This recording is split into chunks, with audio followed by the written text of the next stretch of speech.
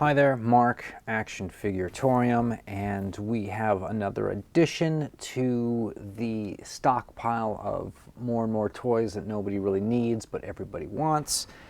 Today I'm going to be opening up this Ultimate Soldier British Paratrooper, which is completely fresh and new in the box. And we're also going to compare him to his G.I. Joe counterpart. This is the Royal Marine Commando. That's what they call it. Essentially, it's like a paratrooper, except this guy sort of comes through the beaches. This guy's sort of thrown out of a plane. They have the same uniform, though, just different colored berets. And both guys have mustaches, so we're going to check both these out today on this Action Figuratorium.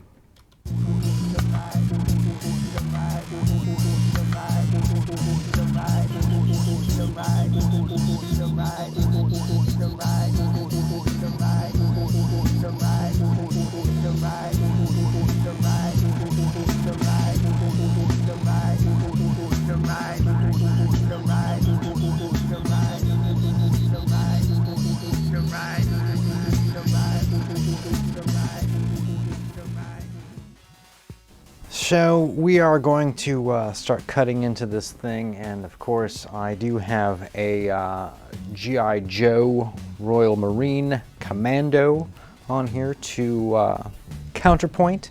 But let's start opening up this British Paratrooper from Ultimate Soldier, 21st Century Toy. Alright, so we're going to start by looking at the package here. We have the box with painting of the figure. Here's the logo, the brand, and this is the name of the character written in red font, red text on kind of brown, difficult to read. Also on the side of the box, logo, name of the character. Here's a photo of the character from the back. Interesting enough, here's a photo of the character from the front on this side. And when you open this thing, you'll see that it says British Paratrooper, and then it has this black text on this painting of a World War II airplane. Extremely difficult to read.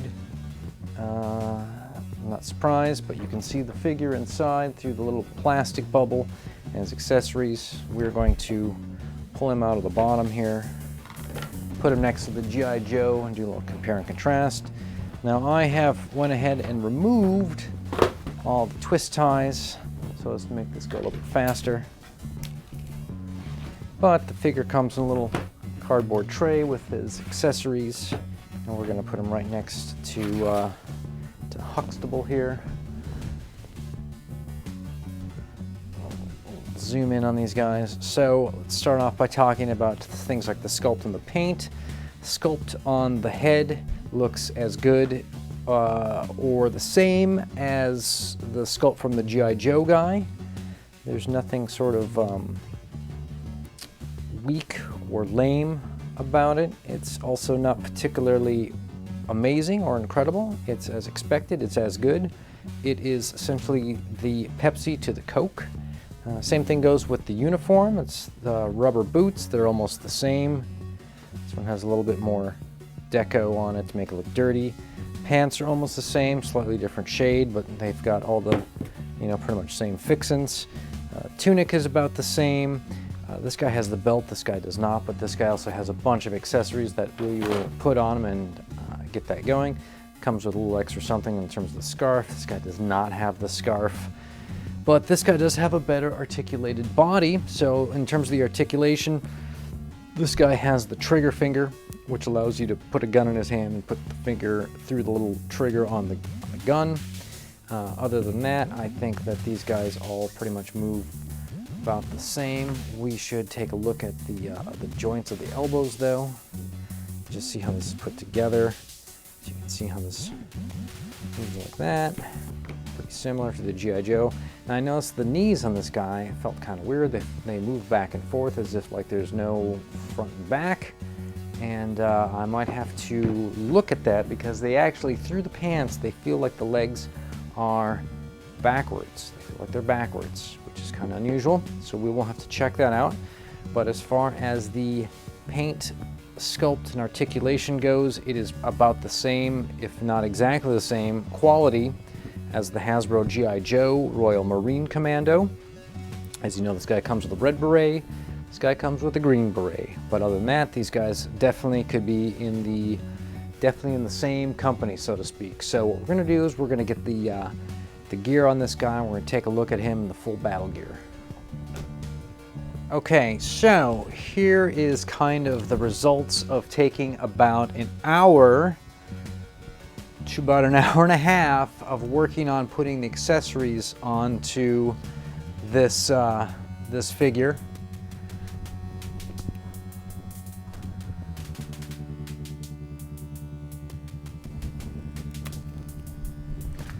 All right, so let me run down sort of the pros and cons of the Ultimate Soldier British Paratrooper, and we're going to contrast this guy with the G.I. Joe Royal Marine Commando. As you can see, they're very similar looking cats. So first of all, no instructions came with this guy. And so I had to look online at photos. I had to look at the photos on the box, but I also had to look at people's videos. And it took me a while to figure out how all the straps and the packs and everything goes on. And it was really confusing. And even though I think I got it worked out, it still doesn't look quite like how the guy in the box looks. But I feel pretty good about it. All right, so no instructions. That's a bummer. All right, number two, the helmet. The helmet actually looks really good and fits great, but it did not come with the cool looking net that you see on the back of the box, the net with the camouflage leaves. So I'm going to have to make my own net and camouflage leaves for this guy, but that's okay. No one's really crying, just pointing it out. All right, next is the beret. So you can see the G.I. Joe has the green beret, and here is the red beret. The red beret fits like crap. Now, the green beret looks better in terms of its fold. It has a sticker on the G.I. Joe one, whereas this one has this little piece of painted plastic that is then glued to the front of it. This fits pretty good on the G.I. Joe guy, but doesn't fit so good on him, so he's kind of a helmet guy. And also I wanted to say that the beret is too red. It needs to be maroon. That does make a difference. Just putting that out there. All right, next we're going to move on to the tunic. The tunic on this guy is a little bit baggy in the arms. It looks sort of dopey on him. This guy looks a lot more sleek, svelte, a bit more Sean Connery, and this guy is a bit more all right, so we got the baggy, and next let's talk about the packs. There's almost too many accessories with this guy.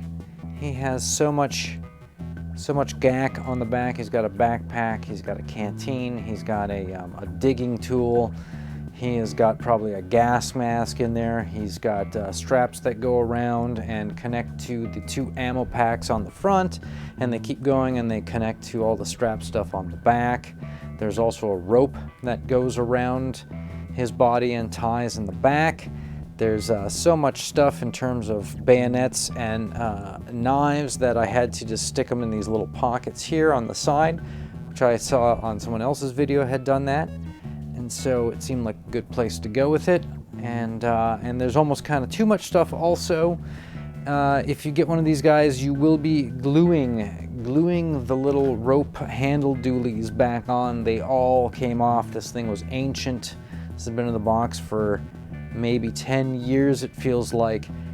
There was rubber bands at one point over stuff. The rubber bands had disintegrated, so this thing is an old dog, and you will be gluing parts of the packs back on, guaranteed.